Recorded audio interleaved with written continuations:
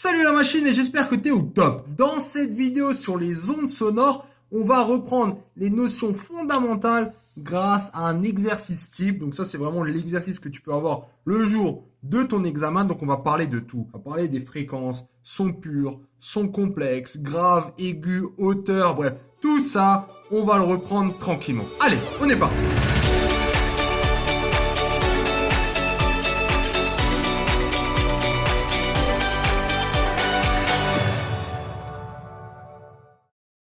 Voici un exercice récapitulatif. On va reprendre toutes les propriétés, comme dit, du son, à savoir, donc justement aussi sur le spectre du son, son timbre. Voici l'énoncé et on est parti. Lisons tranquillement l'énoncé. Voici différents sons, on voit bien 1, 2, 3, 4 sons différents qui ont été enregistrés à l'aide d'un microphone. On voit d'une part, donc la tension obtenue pour chacun d'eux est visualisée sur l'écran d'un oscilloscope dont les sensibilités sont. On a là le temps qui est, alors chaque carreau c'est 2 millisecondes et la verticale, on va avoir les tensions en millivolts. Donc chaque petit carreau c'est 50 millivolts. Très bien. Donc, on voit juste qu'on a différents sons. Première question. Donc là, moi je veux avec justification, je te l'ai, parce que sinon, c'est pas marrant si je t'explique pas. Première question. Quel est parmi ces sons celui qui est le plus fort? Alors, quel est le son le plus fort? Donc, le son le plus fort, à ne pas confondre avec la hauteur du son, qu'on verra après, c'est, donc quand on dit hauteur, c'est vraiment là d'un point de vue intensité. Ce qui nous intéresse, c'est l'amplitude. Donc, quelle est l'amplitude la plus haute? Allez, je te laisse regarder. Regarde, c'est quoi ici le point le plus bas? C'est là et c'est là. Donc, on voit bien qu'on a 1, 2, 3, 4 carreaux. Bon, pas très haut. Là, on voit que c'est beaucoup plus haut. Donc là, on a combien? 1, 2, 3, 4, 5, 6, 7, 8, 9 carreaux. Là, il y en a clairement moins que 9. Et là, il y en a aussi clairement moins que 9. Donc, première conclusion, l'amplitude la plus haute, donc le son le plus fort, c'est le son numéro 4. Yes? Deuxième question. Parmi ces sons, quel est le plus grave? Ah, donc maintenant on ne veut pas le son le plus fort, c'est bon. Maintenant on veut le plus grave. Réfléchissons en termes de quoi? En termes de période. On a deux types de périodes. Soit on a des grandes périodes, soit on a des plus petites périodes. Alors juste un petit résumé. Si tu sais plus ce que c'est une période, c'est avant que ça se répète. Donc tu vois bien que là, ça va se répéter. Si je recolle ça ici, j'ai une nouvelle période. Donc là, je vais avoir une période qui est égale à cette valeur ici. Donc on voit que ce temps, il va être plus grand que ce temps. Donc cette période, elle est plus grande. Et on sait que les sons avec une longue période, imagine-toi, c'est ce que je dis tout le temps, les voix qui font... Ça, c'est juste que, tu vois, elle met plus de temps à venir d'une certaine manière, la longueur d'onde. Donc, la fréquence, du coup, elle est comment? Si ça, j'ai une période plus grande ici, au niveau de la fréquence, ça augmente, donc j'ai une fréquence plus petite. Donc, si on veut quelque chose de plus grave, on veut longue période et petite fréquence. Au niveau, donc là, graphiquement, qu'est-ce qu'on peut dire au niveau des périodes? Donc ça, la période, là, c'est le début. Quand est-ce que ça se répète? Ah, ça se répète de nouveau ici. Donc j'ai une période de 1, 2, 3, 4, bon, 5 à peu près. Là, on voit que c'est bien plus court. Tu vois, là et là, 2. Là, oula, là, on dirait bien que j'ai une période bien longue. Tu vois, là, ça se répète quand? Ça se répète ici. Donc tu vois que j'ai vraiment quelque chose de bien plus long. Donc ici, on a quoi? On reprend ici. Donc on a à peu près 3, 6, bon, 5,5. Donc à ton avis, quel est le son avec la plus grande période? C'est le son numéro 3. Donc plus grande période, ce qui nous permet de dire, du coup, le son le plus grave. Ça sera, grâce à cette analyse, justement, le son numéro 3. Je reprends juste, longue période et donc la fréquence fondamentale, la fréquence la plus petite. Question numéro 4, on s'intéresse à quoi cette fois-ci?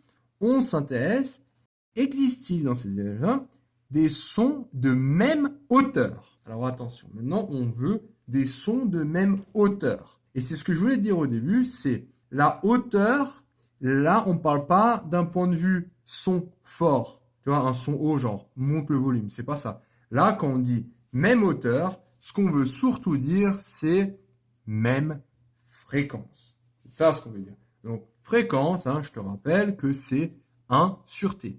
Donc, est-ce qu'il existe des sons avec la même fréquence? C'est-à-dire qu'il faut, si ça doit être pareil, qu'est-ce qui doit être pareil? Le T doit être pareil. Donc, est-ce qu'il y a la période, hein, qui est la répétition? Donc, sur nos enregistrements, est-ce qu'on a des sons qui ont la même période?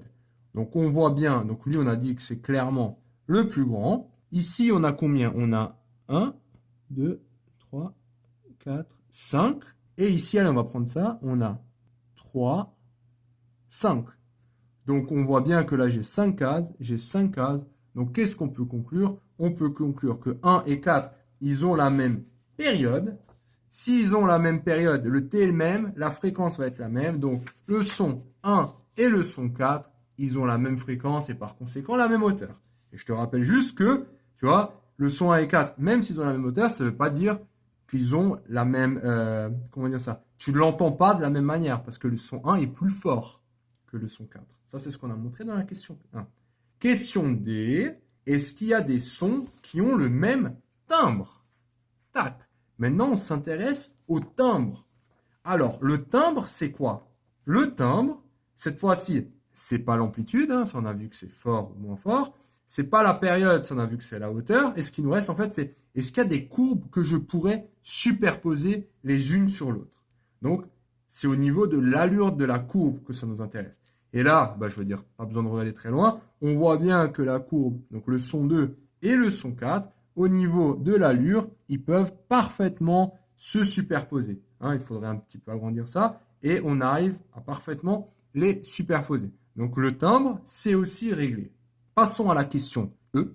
La question E, quelle est la particularité du son numéro 3? Alors ça, je suis certain que si tu as regardé ma vidéo sur le cours, tu l'as directement vu. On voit clairement que ce son 3, il a de quoi de particulier par rapport aux autres? C'est vraiment une sinusoïdale. Hein. C'est sinusoïdal, c'est un signal sinusoïdal parfait. Hein, c'est parfait. Il n'y a pas d'imperfection. C'est pas une somme en fait de signaux sinusoïdaux. Donc là, on voit, on a un signal sinusoïdal et ça s'appelle un son pur. Alors maintenant, je peux pousser le truc un tout petit peu plus loin parce que je pense qu'on ne me le demande pas. Non, on va poser la chose un peu plus loin. On sait qu'un son pur, par le cours, que ça ressemble à quelque chose dans le genre. Ça veut dire qu'il y a une fréquence qu'on appelle la fréquence fondamentale. En plus de ça, donc on sait que la fréquence, la hauteur, c'est 1, donc là, la hauteur, donc je dis 3, hein, parce que c'est le troisième son, c'est 1 sur la période. Donc, est-ce que je peux choper la période? Oui, il suffit que je regarde, hein, et j'avais compté avant, il me semblait que j'avais 8.